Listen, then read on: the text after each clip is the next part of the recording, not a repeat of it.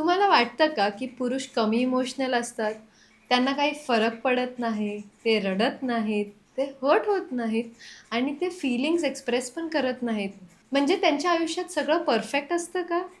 Interesting गोष्ट म्हणजे psychology काही वेगळंच सांगते. अनेक स्टडीजनुसार पुरुषांना इमोशन्स कमी नसतात, पण त्यांना लहानपणापासून एक गोष्ट शिकवली जाते.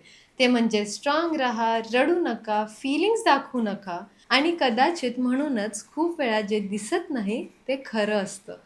आज आपण बोलणार आहोत स्त्रियांना माहिती नसलेल्या अनेक पुरुषांच्या मनातली गोष्ट. लक्षात ठेवा, हा व्हिडिओ सगळ्या पुरुषांबद्दल नाही, पण सायकॉलॉजी, रिलेशनशिप्स आणि ह्युमन बिहेवियरवर आधारित काही कॉमन पॅटर्न्सबद्दल आहे. नमस्कार, मी ऐश्वर्या पवार आणि तुम्ही पाहत आहात डिजिटॉक. या चॅनलवर आपण हेल्थ, सायकॉलॉजी, ह्युमन बिहेवियर आणि सायन्सच्या माध्यमातून रोजच्या आयुष्यातील इंटरेस्टिंग टॉपिक्सबद्दल समजून घेतो.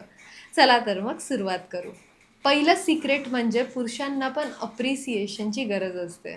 आपण नेहमी ऐकतो वुमेन लव्ह कॉम्प्लिमेंट्स, पण एक गोष्ट खूप कमी बोलली जाते, ते म्हणजे main love appreciation too. Difference फक्त एवढाच की ते नेहमी सांगत नाही. इमॅजिन करा, कोणी पुरुष दिवसभर काम करतोय, फॅमिलीसाठी मेहनत करतोय, प्रॉब्लेम सॉल्व्ह करतोय, पण त्याला कधी simple I am proud of you किंवा तू खूप छान हँडल केलंस असं ऐकायला मिळतच नाही.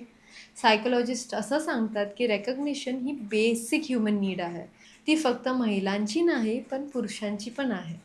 एक क्लासिक डायलॉग म्हणजे मी ठीक आहे, पण खरंच खूप वेळा नसतं. रिसर्च दाखवते की पुरुष इमोशनल प्रॉब्लेम शेअर करायला खूप कमी कम्फर्टेबल असतात. त्यामागचा एक रिझन म्हणजे सोसायटीकडून मिळालेला मेसेज. स्ट्रॉंग राहा, वीक दिसू नका, म्हणून खूप वेळा ते फीलिंग्स बोलत नाहीत आणि ते फक्त सायलेंट राहतात. त्यामुळे कम्युनिकेशन खूप जास्त इम्पॉर्टंट आहे. तिसरा सिक्रेट म्हणजे रिस्पेक्ट त्यांच्यासाठी खूप महत्त्वाचा आहे.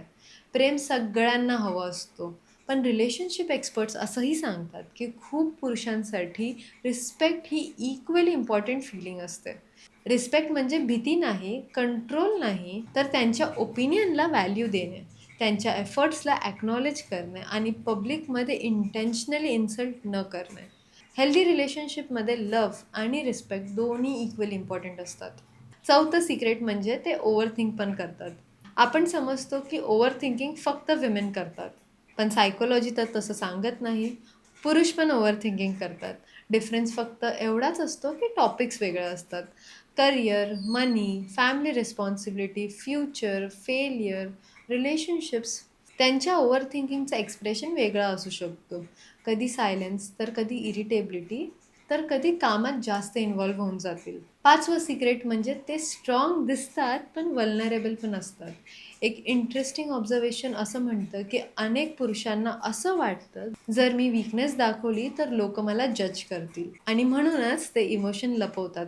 पण इमोशन्स लपवणं आणि इमोशन्स नसणं या दोन कम्प्लिटली वेगळ्या गोष्टी आहेत. स्ट्रॉंग दिसणारा माणूस आतून इमोशनली स्ट्रगल करू शकत असतो. म्हणून रिलेशनशिपमध्ये सेफ स्पेस क्रिएट करणं खूप जास्त इम्पॉर्टंट आहे, जिथे दोन्ही पार्टनर्स जजमेंट शिवाय बोलू शकतात.